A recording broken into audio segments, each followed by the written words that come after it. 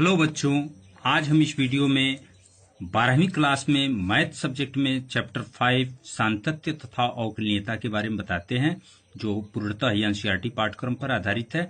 इसके पीछे हम 3 वीडियो आपको दे चुके हैं, जिसमें सातत्य कंटिन्यूटी के बारे में विस्तार से समझाए और इसका एक्सरसाइज भी सॉल्व करा चुके हैं। आज हम लोग बहुत इंपॉर्टेंट टॉपिक अवकलनीयता डिफरेंशिएबिलिटी के बारे में पढ़ेंगे। तो आइए हम समझते हैं डिफरेंशिएबिलिटी क्या है। हालांकि आपको पिछले क्लास 11th में आपको बताया गया था कि डिफरेंशियल का बेसिक नॉलेज, वहां पर इंट्रोडक्शन के टाइप में एक चैप्टर था। वहां आपको बताया गया था कि यदि कोई फलन y इक्वल एफ एक्स है, एक वास्तविक फलन है। वास्तविक फलन मीन्स यक्ष के हर एक मान पर परिभाषित हो, और इसके प्रांत में कोई एक बिंदु C है, तो C पर फलन f के अवकलज को हम लोग कैसे नोट करते थे? f dash c equal limit h tend to 0 f c plus h minus f c upon h at the point c. इसे हम क्या बोलते हैं? एफ डैश सी को हम बोलते हैं इस फलन एफ एक्स का बिंदु सी पर ये अवकलज है, अवकलज डेरिवेटिव है, at the point c derivative. और वैसे जनरली कोई फलन एफ है, उसके डेरिवेटिव को हम एफ डैश एक्स से नोट करेंगे, हमारा नोटेशन होगा। इस एफ डैश एक्स को D d x f x से भी नोट करते हैं। तो ये जो एफ डैश सी लिख रहे हैं, आप चाहते तो d d x f x at the point c लिख सकते हैं, ऐसे प्रकट करते हैं। यहाँ थोड़ा सा आप कुछ नोटेशन, कुछ शब्दावली पहले समझ लें, उसके बाद हम समझते हैं। जैसे यदि y बराबर एफ एक्स हो, तो इसे हम इसके डेरिवेटिव को हम y डैश से भी नोट करेंगे, dy dx से भी नोट करेंगे। एक चीज आप समझ लेंगे, ये जो d बटे dx लिखा है, वास्तव में इसे d बटे dx नहीं पढ़ें, आप d dx ही पढ़ें, क्योंकि d dx एक ही पद है। ये एक संक्रिया है जो इसके अवकलन को डिफाइन करता है, इसे लिख सकते हैं। जैसे मान लीजिए किसी फलन का अवकलज ज्ञात कर रहे हैं, तो जो ज्ञात करने की प्रक्रिया होगा, उस प्रक्रिया को हम अवकलन कहेंगे। ध्यान दीजिए, अवकलज, अवकलन, डेरिवेटिव या डिफरेंशिएशन। अवकलज ज्ञात कर रहे हैं, तो जो ज्ञात करने का जो प्रक्रिया होगा उसे हम डिफरेंशिएशन कहेंगे, अवकलज अवकलन कहेंगे। अवकलन एक प्रक्रिया है। अब फिर यहाँ थोड़ा शब्द देखें, एफ डैश एक्स ज्ञात कीजिए, ऐसे कहा जाए, इसका मीनिंग क्या है? मीनिंग यह है कि इस फलन एफ एक्स का यक्स के सापेक्ष अवकलन कीजिए, एफ एक्स का अवकलन कीजिए। इसे हम ऐसे लिखेंगे, differentiating with respect to x. इसको शॉर्टकट में ऐसे लिखेंगे हम लोग, differentiating with respect to x. जैसे हम लोग जब क्वेश्चन लगाएंगे तो ये बोलचाल भाषा में शॉर्टकट में ये शब्दावली प्रयोग करेंगे। अब एक बात पर हम विचार करते हैं। सपोज दैट ये जो लिमिट यहाँ शो किया गया, f c plus h minus f c upon h limit h tend to 0, इसका सपोज दैट ये इसका अस्तित्व तो नहीं है, ये लिमिट एग्जिस्ट नहीं कर रही है, तब हम ये बोलेंगे कि फलन एफ एक्स का यक्स बराबर सी पर ये फलन अवकलनीय नहीं है, डिफरेंशिएबल नहीं है। कोई फलन डिफरेंशिएबल कब होगा, अवकलनीय कब होगा? जब यह लिमिट एग्जिस्ट करे। यहाँ ध्यान दीजिएगा, ये लिमिट एग्जिस्ट करे तभी वो डिफरेंशिएबल होगा। जैसे आप लेफ्ट हैंड लिमिट और राइट हैंड लिमिट भी पढ़े हैं, वैसे यहां पर एक शब्द आएगा right hand derivative and left hand derivative. तो कोई फलन एफ एक्स अवकलनीय डिफरेंशिएबल तभी होगा जब left hand derivative and right hand derivative ये सब आपस में बराबर हों। और इस लेफ्ट हैंड डेरिवेटिव को हम ऐसे लिखते हैं, limit h tend to 0 f, ये राइट हैंड डेरिवेटिव है, f c plus h minus f c upon h. जैसे लेफ्ट हैंड लिमिट वाले में भी आप c प्लस एच, प्लस करेंगे तो दाहिने ओर जाएंगे, अब माइनस करेंगे तो बाएं। तो ऐसे left hand derivative f c minus h minus f c upon h, ये दोनों R H D, right hand derivative and left hand derivative, ये दोनों इक्वल हैं, तभी वो फलन डिफरेंशिएबल होगा।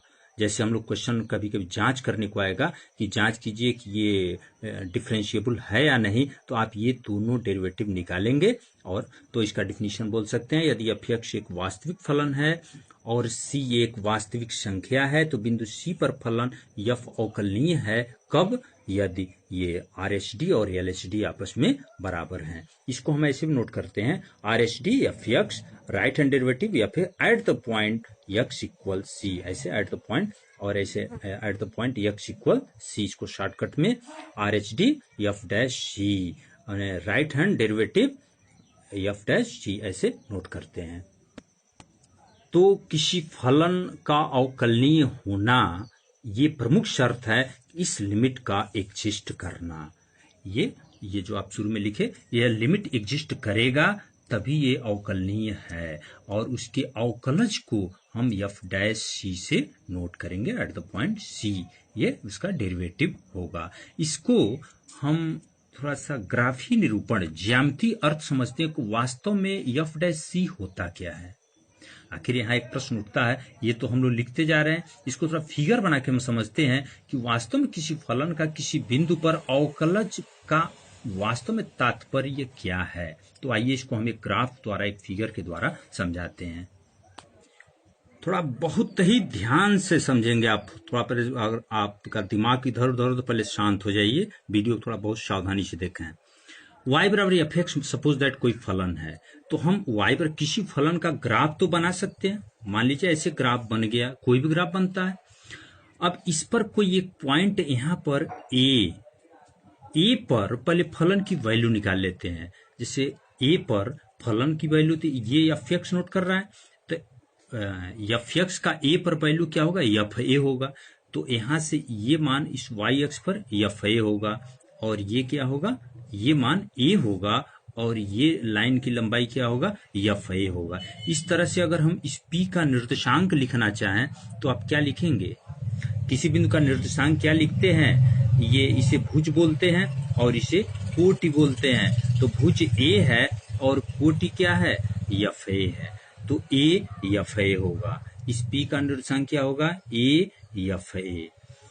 और ऐसे ही हम एक पॉइंट ए प्लस एच इस पर लेते हैं, ए प्लस एच, तो फलन का मान यहाँ एफ ए प्लस एच होगा, क्योंकि वो तो इसी मान रखते हैं, यहाँ ए प्लस एच है तो ए प्लस एच होगा। तो इस क्यू का निर्देशांक क्या लिख सकते हैं आप, क्यू का निर्देशांक लिखना है अगर, तो आप यहीं बढ़ा सकते हैं।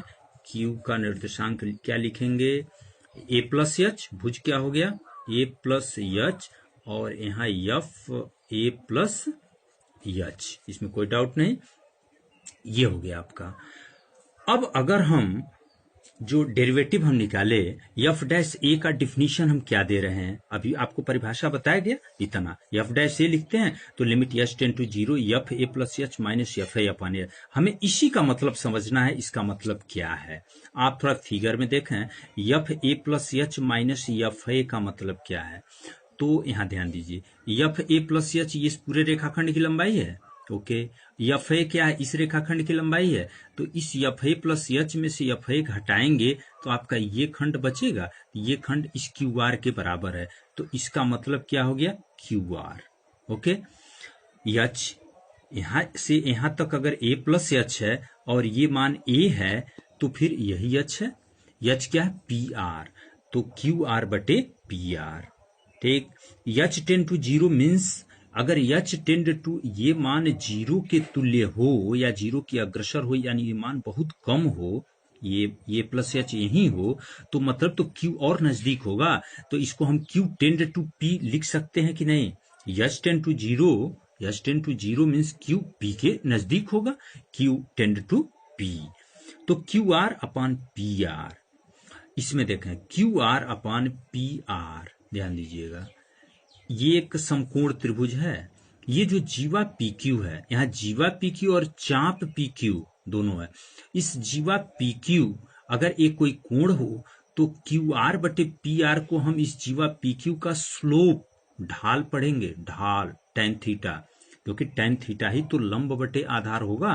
तो क्यू आर बटे पी आर, क्यू आर बटे पी आर लंब बटे आधार। अब अगर हम P पर इस वक्र का अगर स्पर्श रेखा खींचें, स्पर्शी आप खींच सकते हैं, इस पर ऐसे स्पर्शी खींचते हैं, तो अगर Q टेंड टू P की ओर अग्रसर हो तो ये लाइन तो इसके पैरेलल हो जाएगी। अगर ये लाइन x अक्ष के साथ थीटा कोण बना रही हो तो फिर ये क्यू आर बटे पी आर तो वास्तव में tan थीटा के ही बराबर होगा। आप लिख सकते हैं ये tan थीटा है, मीन्स एफ डैश ए मीन्स क्या, tan थीटा।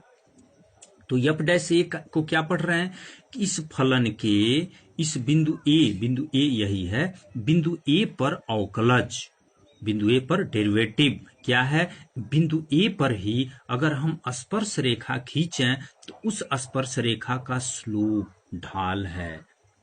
तो किसी फलन y बराबर एफ एक्स के बिंदु x बराबर a पर डेरिवेटिव मीन्स क्या, उस फलन के बिंदु x बराबर a पर खींची गई स्पर्श रेखा का प्रवणता है, उसका डेरिवेटिव उस स्पर्श रेखा की प्रवणता के बराबर है। ये बहुत ही बेसिक कंसेप्ट है, ध्यान दीजिए, इसको समझिए। तो अब हम आशा ये करते हैं कि आप अवकलनीयता समझ चुके हैं। अवकलनीयता क्या है, कोई फलन कब अवकलनीय होगा, जब ये लिमिट एग्जिस्ट करे और इसका RHD और LHD यहाँ जो आपको समझाया गया ये दोनों इक्वल हों। तो अब अवकलनीयता पर आधारित कुछ प्रमेय है, उस प्रमेय को हम देखते हैं। तो इसका प्रमेय ये है, प्रत्येक अवकलनीय फलन सतत होता है, अर्थात कोई फलन अवकलनीय है, डिफरेंशिएबल है, तो कंटिन्यू भी होगा। अब कंटिन्यू होने का शर्त आप पिछले वीडियो में देखे, पिछला एक्सरसाइज भी लगाए, उसका शर्त अभी समझ जाएंगे। तो पहले अवकलनीय, ये फलन तो अवकलनीय है, फलन अवकलनीय है तो उसका डेरिवेटिव एग्जिस्ट कर रहा है, मीन्स एफ डैश सी हम मान लेते हैं कि चूंकि एफ एक्स एक अवकलनीय फलन है तो सी पर, एट द पॉइंट सी पर ये डिफरेंशिएबल है, तो उसका डेरिवेटिव एफ डैश सी हम लिखते हैं limit x tend to c f x minus f c upon x minus c. इसको एस टेंड टू जीरो के रूप में भी हम डिफिनेशन बताए। अब यहाँ अलग, इसको आप यहीं छोड़ दें, हम इसको अलग से एक पॉइंट लेके चल रहे हैं, इस पद को f x minus f c को लेके चल रहे हैं। F x minus f c को हम इतना लिख सकते हैं, f x minus f c हम ये पद से ऊपर नीचे गुणा कर दे रहे हैं तो ये इक्वल ही होगा। इसके दोनों साइड में limit x tend to c limit रखते हैं, तो इधर भी, और limit x tend to c यहाँ इसे लिख दिए। इसको अलग अलग हम लिख रहे हैं कि limit x tend to c इतना f x minus f c upon x minus c, और limit x tend to c f x minus c, ये वाला पद यहाँ हो गया। इसको भी अलग कर लिया हम, limit x tend to c f x minus x tend to c f c equal, ये क्या है, यही तो, ये चूंकि फलन अवकलनीय है, ये क्वेश्चन में दिया है, इसका मतलब ये लिमिट एग्जिस्ट कर रहा है, एग्जिस्ट करता है तो यही तो डेरिवेटिव है एफ डैश सी है, x tend to c f x minus f c upon x minus c f dash c है, और इसमें एक्स टेंड टू सी रखते हैं तो सी माइनस सी जीरो हो जाएगा, ये जीरो, तो कुल मिला के ये मान जीरो हो गया। ऐसे लिख सकते हैं limit x tend to c f x, और limit x tend to c f c means f c ही लिखा क्योंकि ये सी पर वैल्यू निकाल चुके हैं। इसको हम इधर भेज दें right side, limit x tend to c f x equal f c. तो limit x tend to c f x की वैल्यू अगर एफ सी के ही बराबर है तो कंटिन्यू होने का शर्त तो यही पड़े थे, इसका मतलब हो गया अर्थात एक्स इक्वल सी पर फलन संतत है। अब इसका उल्टा हम थोड़ा सोचें कि प्रत्येक संतत फलन अवकलनीय नहीं होता है। जैसे अभी हम क्या देखे, प्रत्येक अवकलनीय फलन संतत है। अब इसका उल्टा एक पर में हम प्रूव करते हैं कि प्रत्येक अवकलनीय फलन संतत, प्रत्येक संतत फलन अवकलनीय नहीं होगा। इसको हम एक एग्जाम्पल से समझाते हैं। जैसे आपके सामने यहाँ एक फंक्शन दिया है F x equal modulus, modulus function है, एक्स इक्वल सी पर यह संतत है परंतु अवकलनीय नहीं है, इसकी हम पुष्टि कर रहे हैं। तो इसको हम ऐसे भी लिख सकते हैं, एफ एक्स मॉड एक्स को, इसके पहले कंटिन्यूटी में शायद क्वेश्चन आया भी था, इसको ये माइनस एक्स, जैसे एक्स लेस देन जीरो हो तो ये निगेटिव होगा, तो यहाँ जब निगेटिव मान रखेंगे तो माइनस से तभी तो पॉजिटिव होगा, क्योंकि अब मॉड एक्स रखना है हमेशा पॉजिटिव ही लेना है। तो एक्स लेस देन जीरो है तो माइनस एक्स लिखते हैं तो ये ऑलरेडी पॉजिटिव हो जाएगा। जैसे मान लो माइनस टू है तो माइनस माइनस टू करोगे प्लस टू, यहाँ से एफ माइनस टू निकालते हैं तो मॉड माइनस टू टू ही होगा, और एक्स ग्रेटर और इक्वल जीरो तो ऑलरेडी पॉजिटिव है तो यहाँ चिन्ह लगाने का कोई जरूरत ही नहीं है। तो क्या बताना है हमें कि प्रत्येक संतत फलन अवकलनीय नहीं होता है, ये कंटिन्यू है। ये सवाल हम लगा चुके हैं, इसको नहीं प्रूव कर रहे हैं, ये कंटिन्यू है। कैसे है, आप कंटिन्यूटी वाला वीडियो देखें। हम यहाँ ये दिखा रहे हैं कि ये फलन डिफरेंशिएबल नहीं है, तो इसका LHD और RHD निकाल रहे हैं, लेफ्ट हैंड डेरिवेटिव और राइट हैंड डेरिवेटिव ये इक्वल है तभी ये डिफरेंशिएबल होगा। तो LHD लेफ्ट हैंड डेरिवेटिव, तो इसे हम जीरो पर चेक करना है, जीरो पर तो जीरो माइनस लिखेंगे, जीरो माइनस लिखते हैं, zero minus h minus f zero upon h, ये तो इसका फॉर्मूला हो गया। तो जीरो माइनस एच ये मान इसमें रखना है। 0 माइनस एच मीन्स ये 0 से छोटा, 0 से छोटा में डिफिनीशन ये है माइनस यक्स, तो यक्स 0 माइनस एच है, तो minus 0 minus h minus h. H tend to 0 minus, 0 minus में 0 से कम है तो ऑलरेडी निगेटिव होगा, इसको माइनस ही लिखते हैं। ये माइनस प्लस, प्लस एच बटे माइनस एच करेंगे तो -1 हो गया। राइट हैंड डेरिवेटिव यहाँ ध्यान से देख लें इसको। राइट हैंड डेरिवेटिव क्या है, limit h tend to 0 plus, तो यहाँ f 0 plus h minus f 0 upon h, तो 0 प्लस एच 0 से बड़ा है तो यक्स यक्स, तो एफ 0 प्लस एच को यक्स ही लिखते हैं, 0 प्लस एच ही लिखेंगे, माइनस एफ 0 यक्स इक्वल 0 है तो क्या होगा, 0 होगा, तो ये मान 0 है upon h already positive, h plus 0 plus positive, तो इतना हो गया, इसका मान 1 हो गया। तो यहाँ LHD -1 आया, RHD 1 आया, तो इक्वल नहीं है, अतः ये फलन डिफरेंशिएबल नहीं है। जबकि हम लोग इसके पहले दिखा चुके हैं कि F x equal mod x ये कंटिन्यू है, लेकिन यहाँ डिफरेंशिएबल नहीं है। अब यहाँ पहले कुछ फार्मूला है, आप इसको ध्यान से समझ लें, इसको कॉपी में नोट भी कर लेंगे। फलनों के अवकलन का बीजगणित, हालांकि ये बात 11 में भी आपको बताया गया था।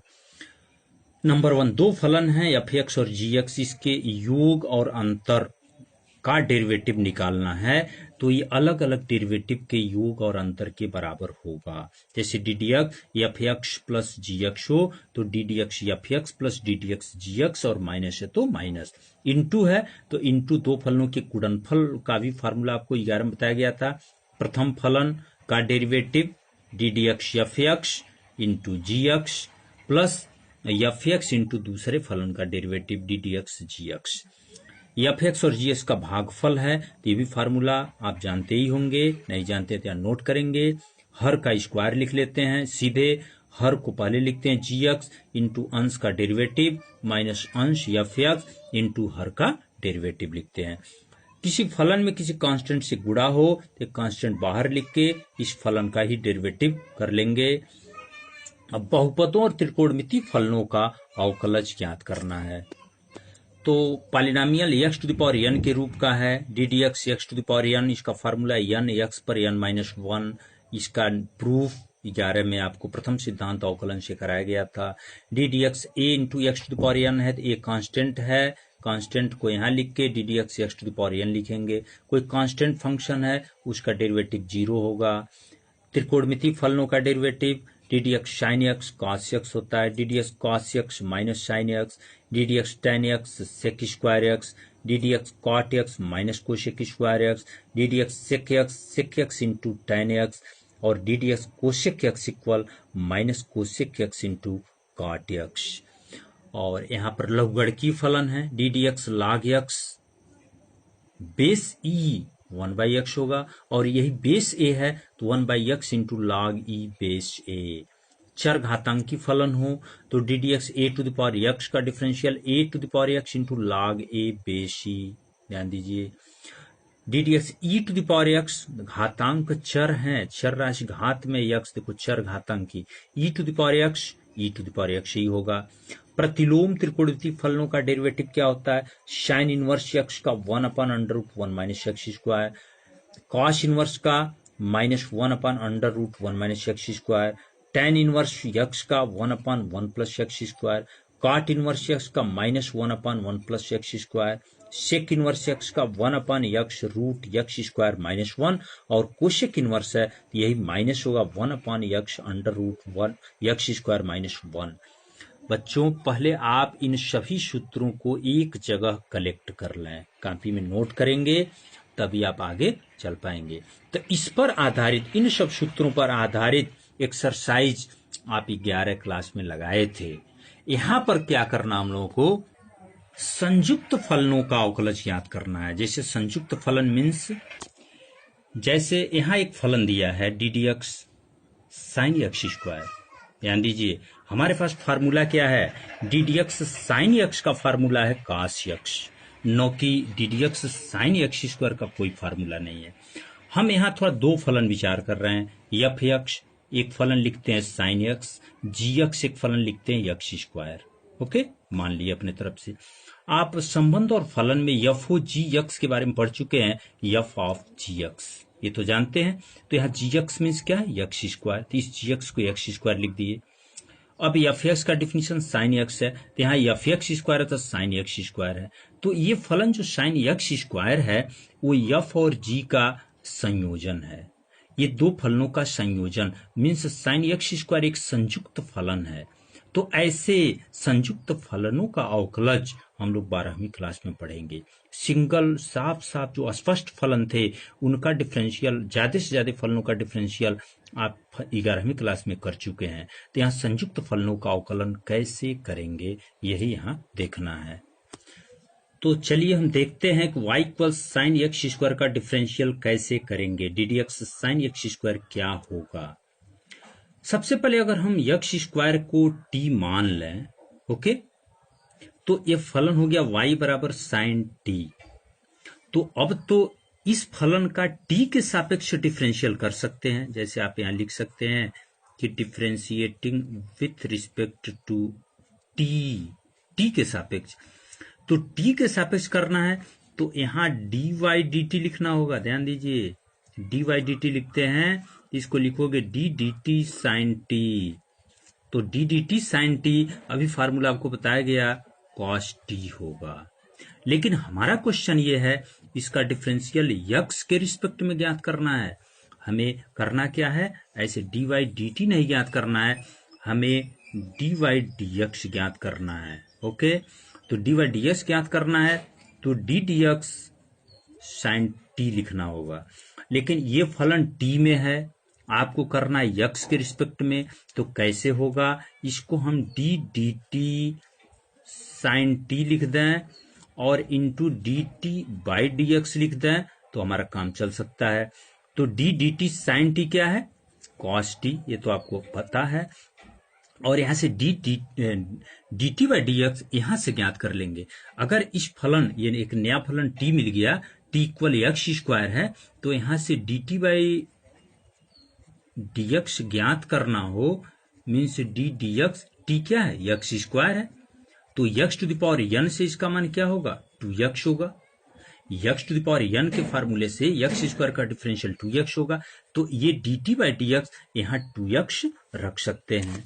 क्या मिला यहाँ, dt बाई dx यहाँ पर मान होगा, यहाँ आप निकाल रहे थे,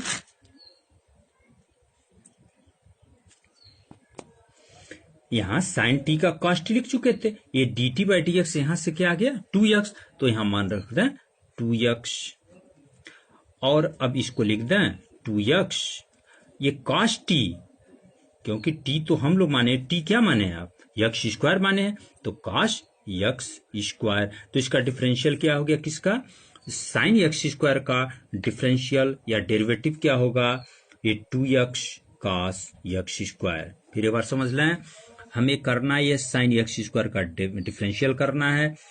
तो यहाँ हम साइन x का डिफरेंशियल जानते हैं, तो x स्क्वायर को हम t मान लिए।